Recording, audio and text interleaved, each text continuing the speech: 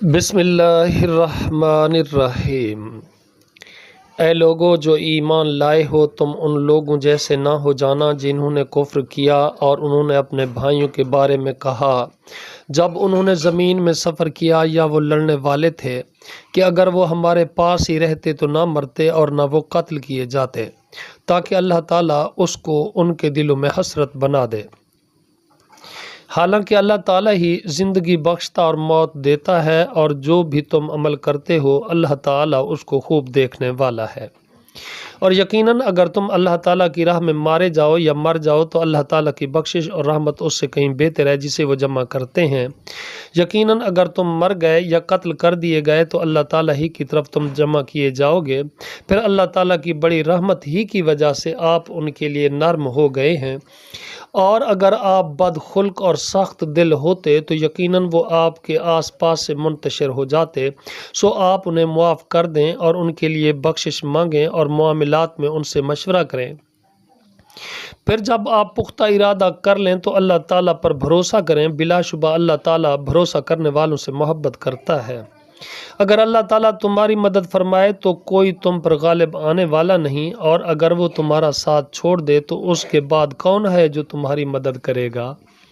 اور ایمان والوں پر تو لازم ہے کہ اللہ تعالیٰ پر بھروسہ کریں، اور کسی نبی کے لیے ممکن ہی نہیں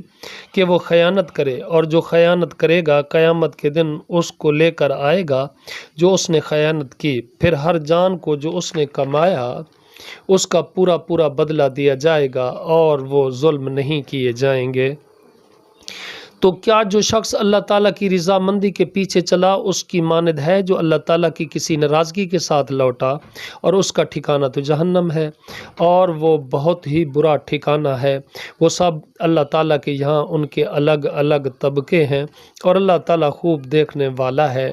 اس کو جو وہ کرتے ہیں۔ بلا شبہ اللہ تعالیٰ نے ایمان والوں پر یقیناً احسان فرمایا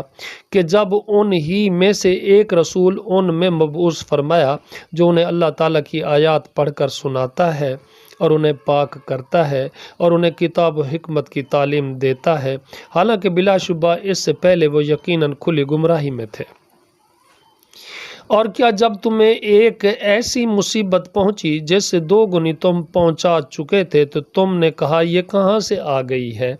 آپ کہہ دیں وہ تمہارے اپنے ہی پاس سے ہے۔ بلا شبہ اللہ تعالیٰ ہر چیز پر پوری طرح قدرت رکھنے والا ہے۔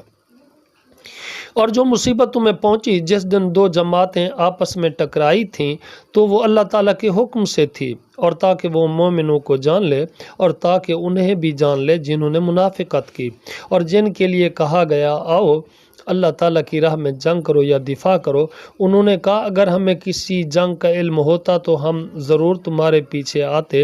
وہ اس دن ایمان سے زیادہ کفر کے قریب تھے، وہ اپنے منہ سے وہ بات کہتے ہیں جو ان کے دلوں میں نہیں ہے، اور اللہ تعالیٰ اس کو زیادہ جاننے والا ہے جسے وہ چھپاتے ہیں۔ یہ وہ لوگ ہیں جو خود بیٹھے رہے اور اپنے بھائیوں کے بارے میں کہا کہ اگر وہ ہماری مانتے تو نہ مارے جاتے۔ آپ کہہ دیں پھر موت کو اپنے آپ سے ہٹا کر دکھاؤ اگر تم سچے ہو۔ اور جو لوگ اللہ تعالیٰ کی راہ میں قتل ہو گئے انہیں تم مردہ نہ سمجھو بلکہ وہ زندہ ہیں، اپنے رب کے پاس رزق دیے جاتے ہیں۔ اللہ تعالیٰ نے اپنے فضل سے انہیں جو دیا ہے اس پر وہ بہت خوش ہیں، اور جو ان کے پیچھے سے ان کے ساتھ نہیں ملے وہ ان پر خوشی محسوس کرتے ہیں کہ ان کے لیے نہ کوئی خوف ہے اور نہ ہی وہ غمگین ہوں گے۔ وہ خوشیاں منا رہے ہیں اللہ تعالیٰ کی طرف سے نعمت اور فضل پر، اور اس پر کہ یقیناً اللہ تعالیٰ ایمان والوں کا اجر ضائع نہیں کرتا۔